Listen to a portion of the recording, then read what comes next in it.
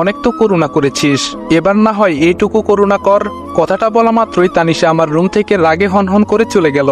আজ সত্যি নিজেকে খুব একা মনে হচ্ছে। কি থেকে কি হয়ে গেল কিছুই বুঝতে পারলাম না। সবচেয়ে বড় ভুল হয়েছে হৃদিতাকে ভালোবেসে। তার পিছনে যদি না যাইতাম তাহলে আজকে এমন পরিস্থিতির মোকাবেলা করতে হতো না। হৃদিতাকে যতটা ভালোবাসতাম এখন তার থেকে দ্বিগুণ ঘৃণা করব। অপরদিকে হৃদিতার মা বলল, হৃদিতা মামনি খেতে আয়। সে কখন থেকে কি ভাবছিস বলতো?